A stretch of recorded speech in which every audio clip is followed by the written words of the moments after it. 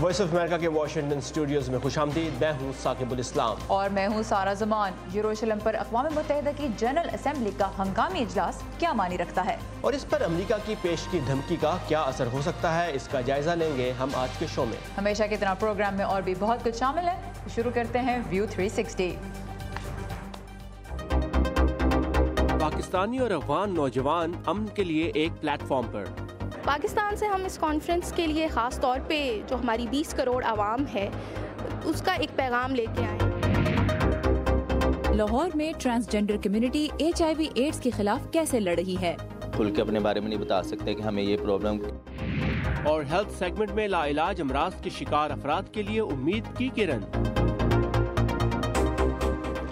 یروشلم کے معاملے پر آج اقوام متحدہ کی جنرل اسمبلی کا ہنگامی اجلاس منعقد ہو رہا ہے، جس میں اس شہر کو اسرائیل کا دارالحکومت تسلیم کرنے کے امریکی فیصلے کو منسوخ کرنے کی قرارداد پر ووٹ ڈالا جائے گا. یہ قرارداد مصر نے پیش کی ہے. اقوام متحدہ میں امریکی سفیر نکی ہیلی نے خبردار کیا ہے کہ وہ ان ملکوں کے نام لیں گی اور صدر ڈونلڈ ٹرمپ کو بھی بتائیں گی جو امریکہ کے فیصلے کے خلاف آج ووٹ ڈالیں گے. صدر ٹرمپ بھی اقوام متحدہ میں اپنے فیصلے کے خلاف جانے والے ملکوں کے لیے امریکی امداد ختم کرنے کی بات کہہ چکے ہیں. آج پیش ہونے والی قرارداد کو امریکہ سیکیورٹی کونسل میں پہلے ہی ویٹو کر چکا ہے، جبکہ دیگر 14 ممبران نے اس کی حمایت کی تھی، جس پر نکی ہیلی نے سخت برہمی کا اظہار کیا تھا. What we witnessed here today in the Security Council is an insult. It won't be forgotten. دوسری جانب پاکستان کے دفتر خارجہ نے کہا ہے کہ امریکہ کی پیش کی دھمکی جمہوریت کی توہین ہے اور پاکستان مقبوضہ بیت المقدس سے متعلق اصول کی بنیاد پر ووٹ دے گا. اقوام متحدہ کی جنرل اسمبلی میں ہونے والے ووٹ کی حیثیت کیا ہے اور امریکہ کا اس پر اثر کیا ہو سکتا ہے، اس بارے میں ہم بات کریں گے واشنگٹن کے تحقیقی ادارے اٹلانٹک کونسل میں مشرق وسطی امور کی ماہر میرٹ مبروک سے. Merit, welcome to View 360. First of all, what is the significance of this vote that's happening today? The significance is more symbolic than anything else. I mean, all resolutions by the UN Council these are non-binding, so nothing is actually going to happen. But it will indicate that the US has put itself out on a limb with President Trump's declaration. So merit کہتی ہیں کہ آج جو اقوام متحدہ کی general assembly میں vote ڈالا جائے گا اس کی حیثیت محض علامتی ہے، اس پہ عمل درآمد کی پابند نہیں ہوں گی اقوام جو آج کے ووٹ میں حصہ لیں گی، لیکن اس سے یہ نظر آ جائے گا کہ امریکہ نے ایک مرتبہ پھر اپنے آپ کو ایک الگ خانے میں لا کے کھڑا کر دیا ہے. What expectations, Merit, should Palestinians have from the UN if this vote doesn't have any value beyond symbolism? Okay, well, the symbolism is important because it does indicate support, and again, as I said, it does indicate that the US stance on this issue is fairly singular. My understanding is that the US and Israel have been making what they call vast efforts to try and stop the resolution or to try and get nations to vote in their favor. But I understand that it's still going to be a massive vote in favor of this resolution. So the Palestinians can expect that other countries are not likely to be moving their embassies very soon, and that, as I said, the US is pretty much on its own in this. So merit کہتی ہیں کہ اگرچہ آج ہونے والے vote کی حیثیت علامتی ہے، لیکن یہ علامت اپنے طور پہ بہت اہمیت رکھتی ہے، کیونکہ اس سے فلسطینیوں کو بھی یہ پیغام جائے گا کہ دنیا کی جو بیشتر آبادی ہے، جو بیشتر ملک ہیں، وہ اس معاملے پہ ان کے ساتھ کھڑے ہیں یروشلم کے معاملے پہ. اور دوسری چیز یہ کہ اس سے یہ بھی پیغام جائے گا کہ یہ ملک اپنے سفارت خانوں کو جلد یروشلم منتقل کرنے کا کوئی ارادہ نہیں رکھتے، اور ایک بار پھر امریکہ کا جو اس پہ ایک تنہا پوزیشن ہے وہ واضح ہوگی. So America has made its decision very clear that it doesn't support. Now President Trump and Ambassador Haley coming out with very strong statements, almost threats, that they would cut off funding and they would name the countries that are voting against them. Would these kind of threats influence any country to then agree with the United States or maybe soften their stance on this issue? Well, it was quite a surprising move, and it wasn't almost a threat. I think they were very, very clear that they would try and take action against countries that voted against, as they perceive it, against the US. However, it's not quite that easy. I mean, some countries are more particularly vulnerable. For example, Yemen is one of the sponsors of the resolution. Yemen is in the middle of a civil war. It the US is providing humanitarian support. I think it would be difficult for the US to cut off aid. Also, some aid, I mean, for example, Egypt drafted the resolution and Jordan is in support. And for example, aid to Egypt is congressionally mandated, so it would require legislation. So it's probably unlikely that there will be actual action taken. It's not that simple, but it has apparently hardened the stance of some nations. I believe Bolivia said the first name that Ambassador Haley should put down should be Bolivia's. I believe it was perceived to be inappropriate from the US. Okay so Meerut कहती हैं कि जहाँ तक इस बात का ताल्लुक है कि सदर ट्रंप के पैगामात और जो एम्बेसडर हेली हैं उनके पैगामात को किस नज़र से देखा जाए, तो उनका ये कहना है कि ये एक बड़ी वाज़ेह धमकी है, लेकिन मुख्तलिफ मुल्कों पर इसका मुख्तलिफ असर हो सकता है। जहाँ तक यमन की बात है, वो इस रेजोल्यूशन को सपोर्ट करता है, लेकिन वहाँ पर जंग हो रही है और उधर अमरीकी इमदाद जाती है। इसी तरह मिस्र भी अमरीका की इमदाद लेता है, लेकिन बात यह है कि इन मुल्कों के लिए जो इमदाद है उसमें तब्दीली लाने के लिए कांग्रेस को एक्शन लेना होगा। तो ये इमीडिएट टर्म में इसका जो सदर ट्रंप की जो धमकी सामने आई है उसका इमीडिएट टर्म में असर नहीं देखा जाएगा, क्योंकि कांग्रेस को इस पे एक्शन लेना होगा। लेकिन दूसरी जानिब बात यह भी है कि बाज़ मुल्कों ने इसी धमकी के जवाब में अपनी जो पोजीशन है उसको मज़ीद सख्त अल्फाज में पेश किया और बोलिविया का जिक्र उन्होंने किया। बोलिविया वो पहला मुल्क होगा। बोलिविया ने इनफैक्ट ये कहा है कि अगर आप ऐसी कोई फहरिस्त बनाना चाहते हैं जिसमें मुखालिफिन का नाम हो तो सबसे पहले हमारा यानी बोलिविया का नाम डाल दें। Last but not the least, the whole issue is about somehow getting Israel and Palestine to negotiate a peace deal with each other. At this point, what would convince them to come back to the negotiations table? Okay, so that is a difficult question. The Israelis clearly feel that they don't need to do very much at the moment. I mean, this government, Prime Minister Benjamin Netanyahu's government has said that they are interested in the peace talks, but there really doesn't seem to be any sign that they are, and they don't feel that they need to do very much. For the Palestinians, the matter, of course, is more urgent. I mean, Israel stands to lose very little by not moving forward. The Palestinians stand to lose a great deal. So the Palestinians will want to continue moving forward. The question is which partners they choose to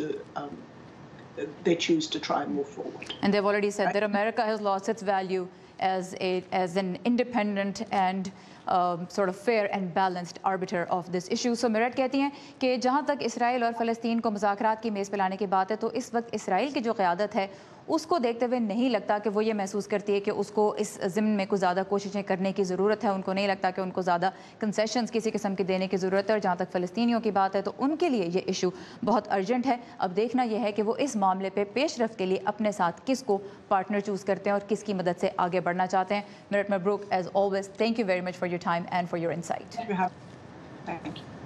इन दिनों काबुल और इस्लामाबाद के दरमियान एतमाद साज़ी के लिए आला अहदेदारों के साथ साथ दोनों मुल्कों के नौजवानों के दरमियान में भी राब्ते बढ़ाने की कोशिश की जा रही है। इस सिलसिले में काबुल में AFPAC यूथ समिट के नाम से एक कॉन्फ्रेंस जारी है। इसका मकसद क्या है, आइए देखते हैं शहनाज नफीस की इस रिपोर्ट में।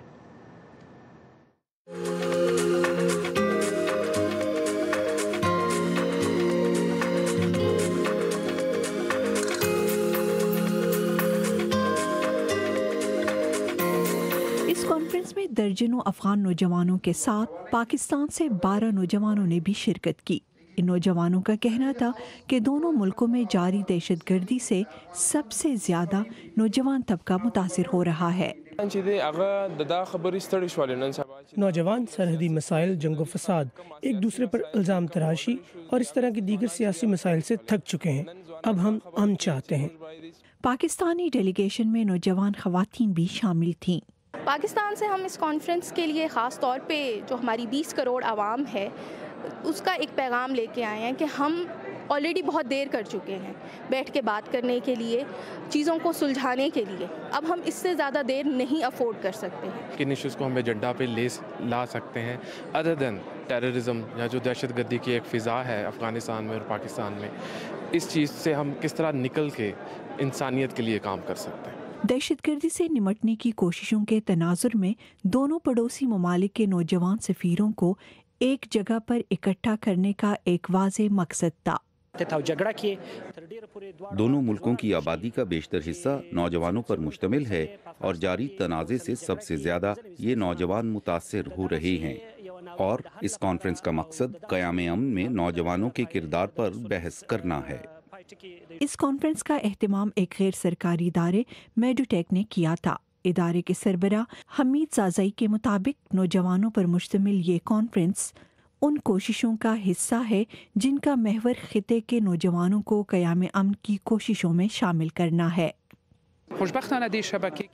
2018 میں بھی ہم اسی طرح کی ایک کانفرنس کا اہتمام کریں گے جس میں تاجکستان کے نوجوانوں کو بھی شامل کیا جائے گا تاکہ یہ نوجوان مل کر دہشت گردی کے خاتمے سے متعلق اپنے خیالات کا تبادلہ کر سکیں۔ افغانستان اور پاکستان کے نوجوانوں کی اس کانفرنس سے پہلے دونوں ملکوں کی سول سوسائٹی کے ارکان اور صحافی بھی اس طرح کی کانفرنسز میں حصہ لے چکے ہیں۔ رحیم گل کے ساتھ شہناز نفیس، اردو VOA۔ اسپین سے علیحدگی کی تحریک چلانے والے خود مختار علاقے کیٹالونیا میں آج پارلیمنٹ کے انتخابات کے لیے ووٹ ڈالے جا رہے ہیں۔ اسپین کی مرکزی حکومت کو امید ہے کہ علاقائی انتخابات میں جیت اسپین سے الحاق کی حامی جماعتوں کی ہوگی، تاہم ان کا علیحدگی پسندوں سے کڑا مقابلہ بھی ہے۔ 1 اکتوبر کو کیٹالونیا میں اسپین سے علیحدگی کی حمایت میں ایک متنازع ریفرینڈم کے بعد علاقے کا کنٹرول مرکزی حکومت کے پاس ہے۔ کیٹالونیا میں تارکین وطن کی بھی بڑی تعداد بستی ہے۔ انتخابات میں بطور امیدوار کھڑے ہونے والے ایک پاکستانی عبدالرزاق صادق نے وائس آف امریکہ سے تارکین وطن کی امیدوں کے بارے میں بات کی۔ یہاں پہ جو اکثریت فارنر لوگ رہ رہے ہیں، امیگرینٹس رہ رہے ہیں، وہ چاہتے ہیں کہ کیٹالونیا اور اسپین اکٹھے رہیں، کیونکہ ان کے پاس جو ڈاکومنٹ ہیں، ان کے پاس جو نیشنلٹی ہے یا شناخت ہے وہ اسپین کی ہے، اس لیے وہ اسپین کو اور کیٹالونیا کو مضبوط اور اکٹھا دیکھنا چاہتے ہیں۔ اور ہم دیکھ رہے ہیں جو فیوچر کہ کیٹالونیا کا اسپین کے ساتھ ہی بہتر ہے، اور ہم ایک مضبوط کیٹالونیا کو اور ترقی یافتہ کیٹالونیا کو دیکھنا چاہتے ہیں اور دیکھ رہے ہیں، اور انشاءاللہ فیوچر میں ایسا ہی ہوگا انشاءاللہ۔ کیٹالونیا کے انتخابات کے نتائج سمیت دنیا بھر سے اہم خبروں کے لیے آئیے ہماری ویب سائٹ urduvoa.com پر، جہاں بہت سے موضوعات پر ویڈیو اور تفصیلی فیچرز بھی موجود ہیں۔ اور خواجہ سراؤں کو ایڈز کے مرض سے بچانے کے لیے لاہور میں ٹرانسجینڈر کمیونٹی کیا کوششیں کر رہی ہے، اس پر ایک رپورٹ آپ دیکھ سکیں گے شو میں آگے چل کر۔ اور ہالی ووڈ کے یادگار لمحوں کو ہمیشہ کے لیے کیسے محفوظ کیا جا رہا ہے یہ بھی آپ کو دکھائیں گے، لیکن پہلے دیکھتے ہیں ورلڈ ویو اور جانتے ہیں کہ دنیا کے مختلف حصوں میں آج کیا ہو رہا ہے۔ International committee of the Red Cross کا کہنا ہے کہ یمن میں ہیضے کی وبا سے متاثر ہونے والوں کی تعداد تقریباً 10 لاکھ ہو چکی ہے۔ مریضوں کی کل تعداد کا 1/3 بچے ہیں۔ اقوام متحدہ کے مطابق بیماری سے اب تک 2000 سے زائد ہلاکتیں ہو چکی ہیں۔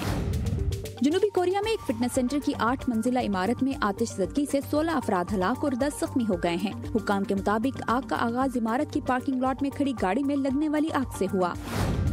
آسٹریلین پولیس نے خدشہ ظاہر کیا ہے کہ میلبرن میں پیدل چلنے والوں پر گاڑی چڑھانے کا حادثہ منصوبہ بندی کے تحت کیا گیا، لیکن اسے دہشت گردی کی کارروائی قرار نہیں دیا جا سکتا۔ حادثے میں درجنوں افراد زخمی ہو گئے تھے۔ انگلینڈ کے چیسٹر چڑیا گھر میں ایما نامی اورینگٹن گوریلے نے ایک بچے کو جنم دیا ہے۔ یہ ایما کے ہاں 5ویں پیدائش ہے۔ بچے کی جنس کا تعین ابھی نہیں کیا جا سکا۔ عالمی ادارے کے مطابق دنیا بھر میں بندر کی خاص نسل اورینگٹن کی تعداد 6500 رہ گئی ہے اور ان کے ناپید ہونے کا شدید خطرہ موجود ہے۔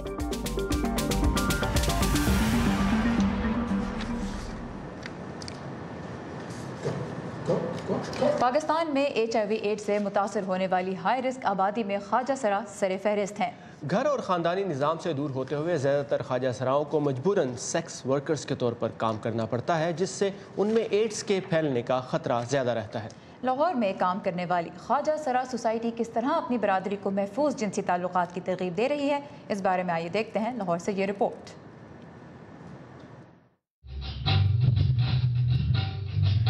ہم پیسوں کی خاطر کسی کے ساتھ بھی سیکس کر لیتی، کیونکہ ہمارے پاس جاب نہیں ہے۔ جاب کے لیے اپلائی کرتے ہیں تو وہاں پہ ہمیں رکھتے ہی نہیں ہے۔ جاب نہیں ہے تو کیا کر سکتے ہیں، پیٹ بھی تو پالنا ہے، گھر والے تو ہمیں رکھتے ہی نہیں ہیں۔ نرمل کے مطابق سیکس ورکر بننا ان کی مجبوری تھی۔ معاشرے میں تیسری جنس سے منسلک انتہائی منفی رویوں کے پس منظر میں نرمل جیسے افراد کے لیے روزگار کے محدود ذرائع شاید ہی کسی کے لیے حیرت کی بات ہو۔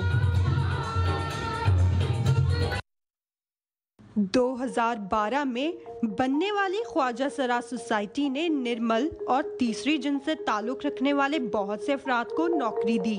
निर्मल अब आउटरीच वर्कर के तौर पर अपनी बरादरी को महफूज जिनसी ताल्लुकात से मुतल्लिक आगाही देती हैं। इनके काम का एक बड़ा मकसद एड्स के मर्ज की रोकथाम है। इससे पहले काफ़ी सारे ऐसे HIV प्रोग्राम आए जो मतलब आम जनरल पब्लिक जो है जिनको देख रही थी, हैंडल करती, मगर वो उस तरह का एक कंफर्ट जोन कम्युनिटी के साथ डेवलप नहीं कर सके। हम क्लिनिक में या हॉस्पिटलों में जाके खुल के अपने बारे में नहीं बता सकते कि हमें ये प्रॉब्लम, क्योंकि वहाँ पे डॉक्टर भी हुटिंग करते हैं। लेकिन यहाँ पे ख्वाजा सरा सोसाइटी में मतलब हर तरह की सहूलत है। यहाँ पे स्पेशलिस्ट डॉक्टर हैं तो वो मतलब HIV का टेस्ट भी करते हैं और STI की दवाइयाँ भी देते हैं। यहाँ चीफ एग्जीक्यूटिव के ओहदे पर काम करने वाली ख्वाजा सरा जन्नत अली का कहना है कि हालिया मर्दमशुमारी के नताइज पंजाब में ख्वाजा सराओं की तादाद 10,000 बताते हैं, जबकि इनके पास 20,000 से जायद ख्वाजा सरा रजिस्टर्ड हैं। हमारे इदारे को जिम्मेदारी दें। जो बहुत सारे लोग होते हैं अपनी फैमिली में रहते हैं, नहीं काम आउट करते, तो उनकी फैमिली तो कभी नहीं बताएगी कि उनकी औलाद ट्रांसजेंडर है, वो स्टिग्मा की वजह से। 7,000 तक जो है वो ट्रांसजेंडर्स हैं जिनकी हमने स्क्रीनिंग की HIV की, और उसमें से जो है वो 250 के करीब जो है वो ट्रांसजेंडर जो है वो HIV पॉजिटिव हैं। दस्तयाब अदाद-ओ-शुमार के मुताबिक पाकिस्तान के सूबा पंजाब में तकरीबन 68,000 अफराद HIV एड्स के मर्ज में मुब्तला हैं, जिनमें से सिर्फ 11,000 ने पंजाब एड्स कंट्रोल प्रोग्राम में अपना इंदराज किया हुआ है। हमने फाउंटेन हाउस, एक रेप्यूटेड ऑर्गेनाइजेशन है, हमने उनके साथ MOU साइन किया और फाउंटेन हाउस में हम स्क्रीनिंग कैंप्स लगाते हैं। वहाँ से पेशेंट जो आइडेंटिफाई होते हैं उन्हें फिर हम ट्रीटमेंट पे शिफ्ट करते हैं। ये भी पंजाब एड्स कंट्रोल का एक इनिशिएटिव है जो हमने पिछले साल के दौरान में लिया। एड्स के मरीज का ताल्लुक तीसरी जिन्स से हो या नहीं, इस मर्ज से मुंसलिक मनफी मुआशरती रवैये इसके इलाज की राह में एक बड़ी रुकावट है। ताहम एड्स के मरीज का तीसरे जिन्स से ताल्लुक होना न सिर्फ इलाज बल्कि इससे मुतल्लिक आगाही की राह में हायल रुकावटों को भी कई गुना बढ़ा देता है।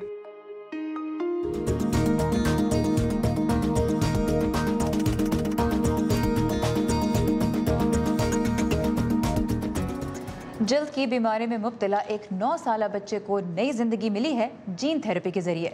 और ये थेरेपी फ़िलहाल तजर्बाती बुनियादों पर इस्तेमाल की जा रही है, लेकिन ये लाइलाज और अमराज के शिकार अफराद के लिए उम्मीद की किरण बनकर भी उभर रही है। आइए देखते हैं कैसे इस हफ्ते के हेल्थ सेगमेंट में। ये लड़का जिसके वालिदैन उसकी शनाख्त जाहिर नहीं करना चाहते, गुज़श्ता कुछ अरसे तक एक ऐसी मौरूसी बीमारी से नबर्द आजमा था जिससे उसकी जिल्द जख्मों और फोड़ों से भरी हुई थी। वो बहुत तकलीफ में था और ऐसे सवालात करता जिनका मेरे पास कोई जवाब नहीं था। मुझे ये बीमारी क्यों है, मुझे क्यों जिंदा रहना है। इसके डॉक्टर्स का कहना था कि अब कोई चारा नहीं बचा, लेकिन बच्चे के वालिदैन ने जीन थेरेपी का तजर्बा करने के लिए डॉक्टर पर जोर डाला। तब हमने सोचा कि हम इस बच्चे के लिए कुछ नहीं कर सकते। हमने दर्द में आराम पहुंचाने वाली दवा के बारे में गौर किया और बच्चे के खानदान के साथ इस बारे में बात की। उन्होंने बाकायदा दरखास्त की कि हम हर हर्बा इस्तेमाल करें और तभी हमारा राब्ता प्रोफेसर दिलूका से हुआ। उनसे हमने इस केस के बारे में बात की और उन्होंने इस बच्चे की पूरी जिल्द की जगह नई जिल्द तजवीज़ की। इटली के फिजिशियन मिशेल दलूका की थेरेपी अभी तजर्बाती मराहिल में है, लेकिन इस बच्चे के लिए आखिरी हरबे के तौर पर वो इसे आजमाने पर आमादा हो गए। जर्मनी में तिब्बी टीम इस बच्चे की मदद के लिए कुछ भी करने को तैयार है, ताहम हकीकत में कुछ खास इम्कान नजर नहीं आ रहा था। लिहाजा बच्चे के वालिद ने इंटरनेट पर तलाश शुरू कर दी और सर्जन से बातचीत शुरू की। सर्जन्स का इससे कबल कभी जेनेटिक थेरेपी से वास्ता नहीं पड़ा था, लेकिन जब उन्होंने इस थेरेपी के अब तक सामने आने वाले तजर्बात का नतीजा देखा तो उन्होंने मुझसे राबता किया और इसे आजमाने की बात की। मिस्टर दिलूका की टीम ने बच्चे की जिल्द का एक ऐसा छोटा टुकड़ा लिया जो बीमारी से मुतासिर नहीं था। इसमें सेहतमंद जीन दाखिल किया और बच्चे के लिए जिल्द का 1 मुरब्बा मीटर टुकड़ा तैयार किया और फिर इस सेहतमंद टुकड़े को सन 2016 में शुरू किए जाने वाले 3 मुख्तलिफ ऑपरेशंस में लड़के की जिल्द पर पैवस्त कर दिया। अक्टूबर में इसके चारों उज़्व पे पैवस करने के बाद वो बेहतर महसूस कर रहा है और फिर उसकी कमर पर निस्बतन बड़ा टुकड़ा लगाने के बाद ये हुआ कि वो फौरन ही अच्छा महसूस करने लगा। इसके जान बख्श पैरामीटर्स बेहतर हो रहे थे और तभी हमें महसूस हुआ कि हमने ये कर लिया है।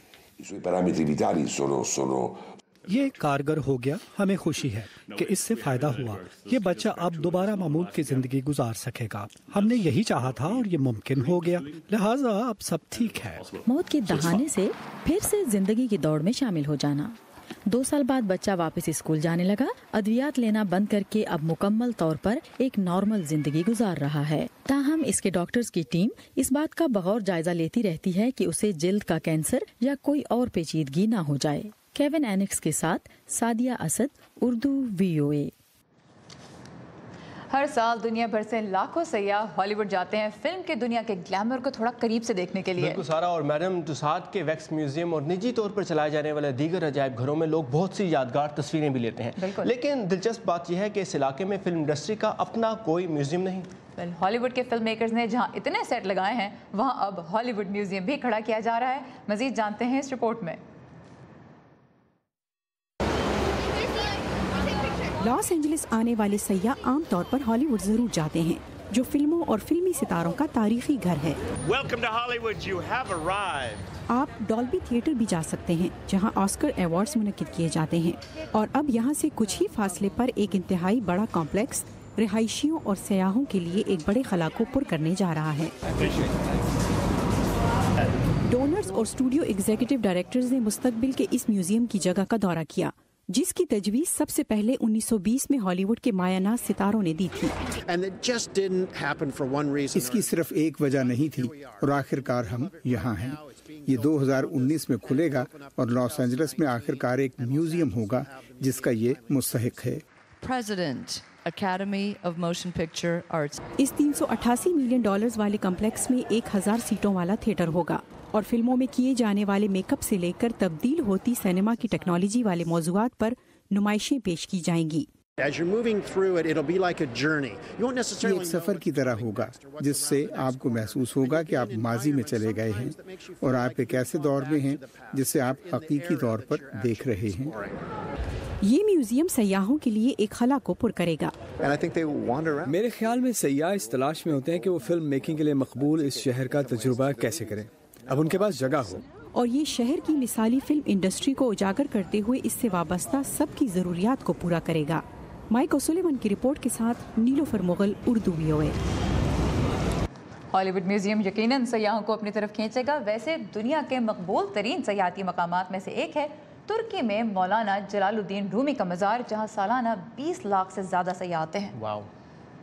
और हर साल दिसंबर में रूमी की बरसी के मौके पर तुर्की में उनके आबाई शहर कोनिया में वर्लिंग दरवेशों के रक्स का मेला सजता है, जिसे देखने सयाह और रूमी के मद्दाह दूर दूर से आते हैं। एक हाथ आसमान की जानिब और दूसरा ज़मीन की तरफ रखते हुए ये दरवेश 1.5 घंटे तक इस रूह परवर रक्स में मगन रहते हैं, जो रूमी की खुदा से मोहब्बत की एक तस्वीर पेश करता है। अगरचे ऐसे दरवेशों पर तुर्क हुकूमत ने 1925 में पाबंदी लगा दी थी, लेकिन सयाहों की दिलचस्पी को देखते हुए ऐसे शोज़ का दोबारा से आगाज़ किया गया है। और ये शोज़ दुनिया के मुख्तलिफ मुल्कों में भी ट्रैवल करते हैं, पाकिस्तान भी आ चुके हैं और अमेरिका भी। तो अगर आपको देखने का मौका मिले तो ज़रूर कोशिश कीजिएगा कि इसकी विजिट कर सकें। ये था आज का व्यू 360। आपसे हमारा राब्ता कायम रहेगा facebook.com/VO उर्दू के पेज पर। साकिबुल इस्लाम और सारा जमान को इजाज़त दीजिए। Have a nice evening.